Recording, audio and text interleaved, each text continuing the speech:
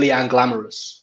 Forgot that one. So what's going to happen with this one? We're going to bring in Raphael first, and then for 5 minutes, we're going to have a chat with him. He's going to come off. I'm going to have a chat with Bav. Maybe we go back to School of Code, and then Ijaz is going to come on. Yep. So everyone, welcome on Raphael to the live stream. Hello, everyone. Can everyone hear me right now? Yeah, we can. Yes. Awesome. Hey, Bob. Hey, Alex. Hey, Raphael. And just so you know, guys, Raphael has today come to the Binance office. So that's why you can see the little BNB logo behind him.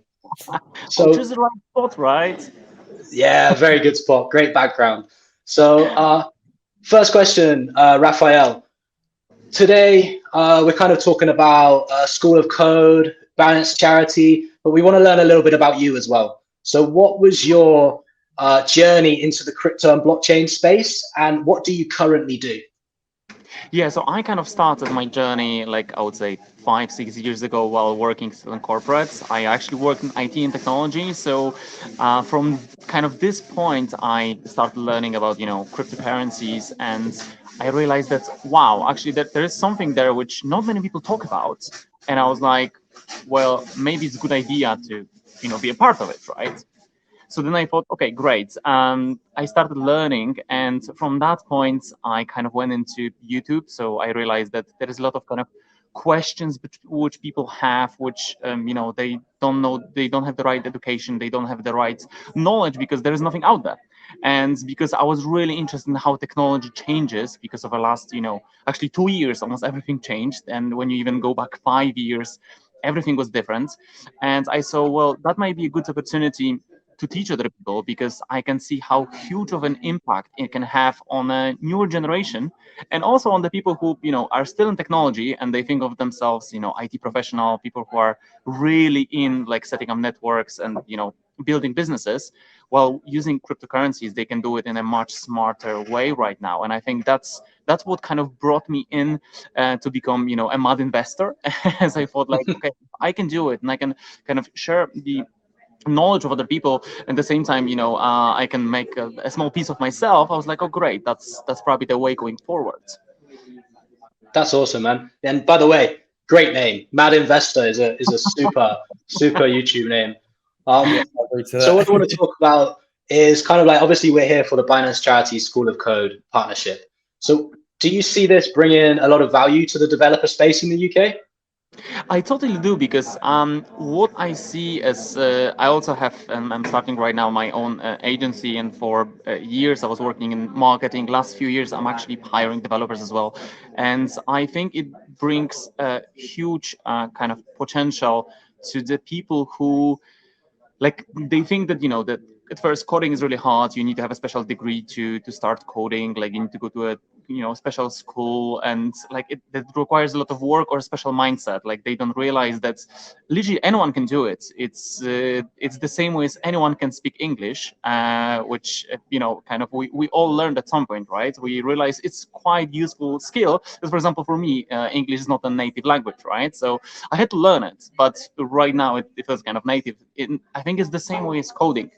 It can be a native language for every person. I don't think it's dedicated for any character or anything like that. It actually allows people to, I think, speed up their process of what they do, because I don't code kind of majority of the things myself. I know the basics because I started learning that when I was younger. But I see that the more value are bringing to the kind of young people, and the earlier that they can start, that I think the much easier the journey is, and also the accessibility. Right now, like, you can find it literally everywhere, and that's something which I really like. When I walked through also the School of Code, and I saw like what's their approach, and like how they're doing, obviously watching the live as well from the beginning, I was like, wow, this is exactly the approach which a lot of people don't even know that they could go that way, and they don't even know that such a kind of tools, I would call it, the tool exists. And I think it's a great way to through this live to collaborate and actually showcase that you can change your kind of life in a really positive way in a, I would call it, in a short period of time. Yeah, I mean, it really is a short period of time. 16 weeks. Then you think about the university course, it's 3-4 years. Exactly. So this is a real crash course in coding. So you kind of touched upon a couple of things there that I wanted to ask about. You said that you used to hire, well, you have hired coders, hired developers. So when you do that, what kind of values and attributes do you look for in those employees? I think like the funny thing is that it also transitioned for me over the last few years, because at the beginning I was looking mainly for the skills and like what skills do they have. Right now I more look for kind of like personality and the approach for education. Like if someone is open to learn, like it doesn't really matter what kind of currently, let's say, language know when it comes to coding. When they're when they want to learn, and the case is that's in that niche, the kind of the education needs to be part of the job, because everything is changing, right? And we see that huge change with Web3 and like all the development going to that direction. We see that I think that's one of the most important thing when I always look for developers, like, okay, how often what's the last thing you actually learned when it comes to development? What was the thing which kind of took you over, that's you started like thinking, wow, this is so cool, I would implement it in that way?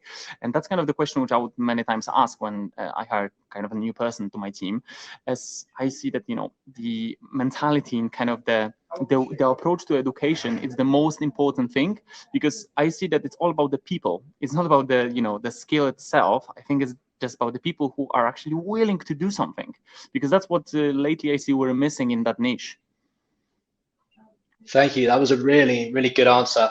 So guys, we're going to have to clear it up here, but Raphael, mad investor on YouTube, and he's going to be, because I gave him the swag, so I know he's going to be doing this. He's going to be giving away a lot of Binance gear in the next couple of days. So if you give him a follow, interact with some of his posts, you might be able to get some. Maybe a Ronaldo top like this, maybe a ring like Raphael's got on. Well, that would be a good one, right? Yeah, but thank you very much for that, Alex. There'll be a great giveaway for the community. So yeah, I'm happy that I can share that as well with some of their people. So don't forget to hit that like and subscribe. Cheers, Raphael. Thank you for coming on today and bringing some more eyes onto the School of Code and what Binance Charity are doing. Thank you so much, Alex, for the invitation, and thanks, Bav, as well.